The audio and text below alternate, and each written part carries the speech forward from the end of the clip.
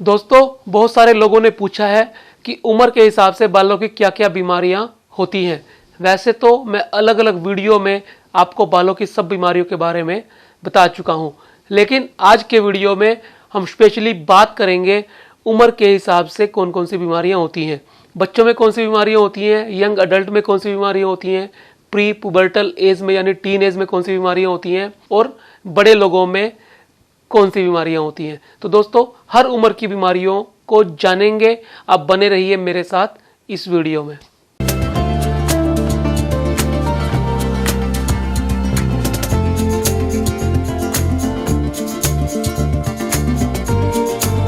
दोस्तों, आज के वीडियो में सबसे पहले बात करते हैं बच्चों में होने वाली बीमारियों के बारे में। दोस्तों, बच्चों में बालों की बहुत सारी बीमारियां होती हैं, जिनमें सबसे कॉमन है टीनिया कपाइटिस। टीनिया का अर्थ होता है फंगस। लैटिन भाषा में फंगस को, फफूंदी को टीनिया कहा जाता है। और कपाइटिस का अर्थ होता है हमारा सिर, यानी सिर के अंदर लगने वाली फफूंदी का इन्फेक्शन को हम टीनिया कपाइटिस कहते हैं। दोस्तों, यदि इस शरीर में फैल जाए तो इसे टीनिया कॉर्पोरिस कहा जाता है। तो टीनिया कपाइटिस के अंदर हमारी स्कैल्प में फफूंदी लग जाती है, हमारी स्कैल्प में रिंगवर्म जैसे दाग हो जाते हैं। राउंड शेप में भी हो सकते हैं, इरेगुलर शेप में भी हो सकते हैं। इसे हम टीनिया कपाइटिस कहते हैं। ये बच्चों में ज़्यादा होता है। टीनिया कपाइटिस के अंदर इचिंग होती है, डेंड्रफ आ सकती है, रिंगवर्म की तरह से पैच बन जाते हैं और बड़ा परेशान ये बच्चों को करती है। तो ये एक कॉमन बीमारी है जो ज़्यादातर बच्चों में 10-12 साल तक देखी जाती है। टीनिया कपाइटिस के अलावा बच्चों के अंदर पेडिकुलोसिस होती है, जिसे हम आम भाषा में सिर में जूं होना कह देते हैं, लाइसिस होना कह देते हैं। दोस्तों, आमतौर पे लाइसिस होने का कारण होता है एक दूसरे के साथ लगकर। जो बच्चे स्कूल जाते हैं, यदि उनके किसी सहपाठी को, क्लासमेट को बालों में जुएं हैं, तो बच्चों को संपर्क में आने से एक दूसरे से ये फैल जाती हैं। लाइसिस लीके एक किस्म की पैरासाइट्स हैं। पैरासाइट वो जीव होते हैं जो दूसरे के शरीर में अपना घर बनाते हैं और उनका खून चूसकर अपना पेट भरते हैं। तो लाइसिस यानी ये जूं पैरासाइट हैं जो स्कैल्प में रहकर सिर से खून चूसने का काम करती हैं। तीसरी बच्चों में बालों की समस्या होती है एलोपेशिया एरियाटा। एलोपेशिया एरियाटा आप सब जानते हैं, पैची हेयर लॉस, सिर में चकते बन जाना, गंजपन हो जाना, बीच बीच में से बालों का उड़ जाना। ये अलग अलग 3 तरह का होता है। पहला एलोपेशिया एरियाटा, जिसके अंदर पैच बनते हैं। दूसरा एलोपेशिया टोटलिस, जब एलोपेशिया एरियाटा बढ़ जाता है और इसका एरिया एक्सटेंसिव हो जाता है, ये पूरी स्कैल्प में फैल जाता है और पूरे सिर से बालों को उड़ा देता है, तो इसे हम एलोपेशिया टोटलिस कहते हैं। और दोस्तों, जब ये पूरे शरीर में फैल जाए, सिर के साथ साथ आईब्रो के बाल, आई लैशेस के बाल, दाढ़ी मूछों के बाल और शरीर के अन्य हिस्सों से जैसे जनन अंग और कांचों जांघों के सब बाल अगर ये उड़ा दे, तो इसे हम एलोपेशिया यूनिवर्सलिस कहते हैं। यानी पूरा एक्सटेंसिवली पूरी बॉडी पे ये फैल जाता है। ये एक ऑटो इम्यून डिसऑर्डर है जो शरीर की इम्यूनिटी के रिवर्स होने से होता है। बहुत सारी बीमारियों के फलस्वरूप भी ये हो जाता है। तो तीसरी बीमारी जो बच्चों में आमतौर पे होती है वो है एलोपेशिया एरियाटा। और चौथी बड़ी कॉमन जो आज के समय में ज़्यादा देखने में आ रही है वो है premature greying of hair. कम उम्र में बच्चों में बाल सफ़ेद होना शुरू हो जाते हैं। वैसे तो ये रीजन के हिसाब से, अलग अलग देशों के हिसाब से बालों की सफ़ेद होने की उम्र होती है।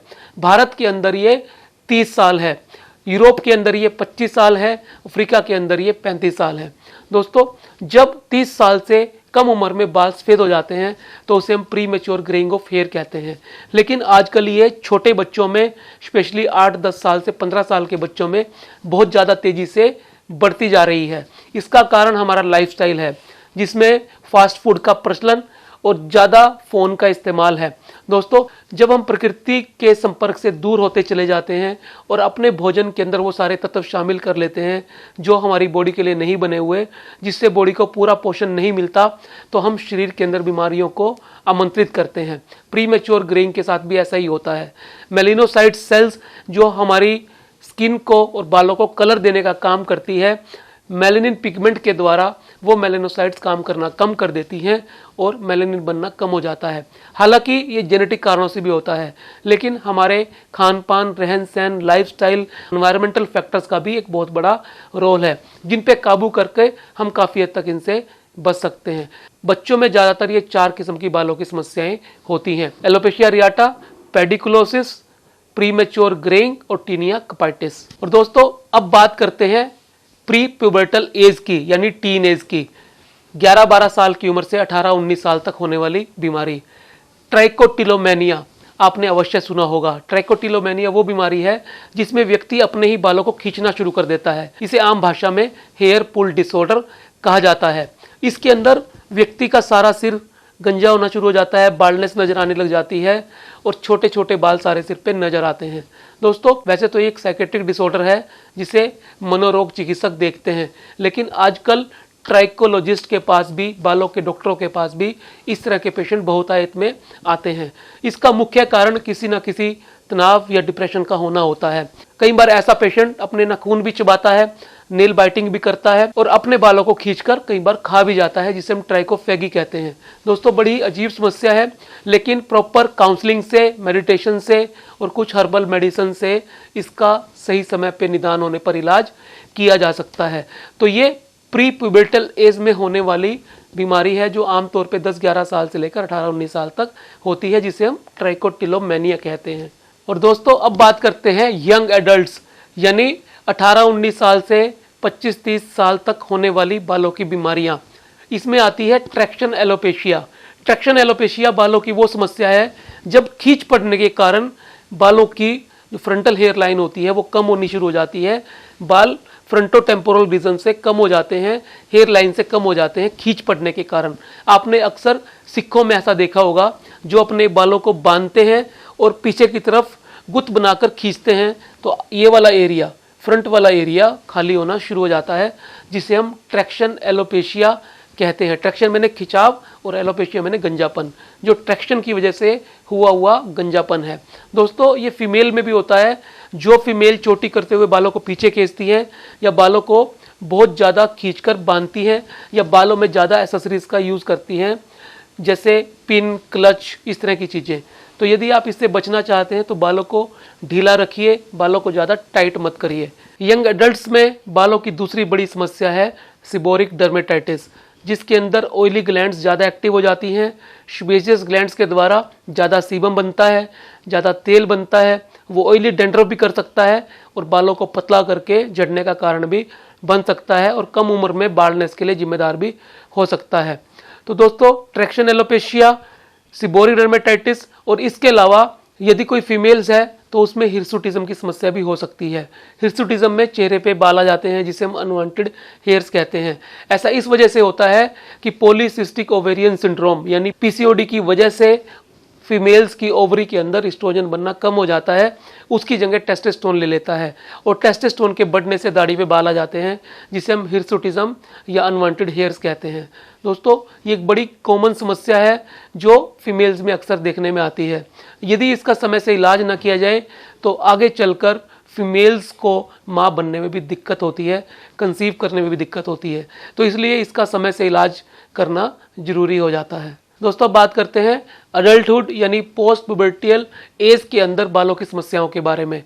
इस उम्र में यानी 35 साल या उसके बाद की उम्र में बाल पतले होने शुरू हो जाते हैं, जिसे हम पैटर्न हेयर लॉस कहते हैं। मेल में इसे मेल पैटर्न हेयर लॉस और फीमेल में इसे फीमेल पैटर्न हेयर लॉस कहा जाता है। इसका वैज्ञानिक नाम एलोपेशिया एंड्रोजेनेटिका है।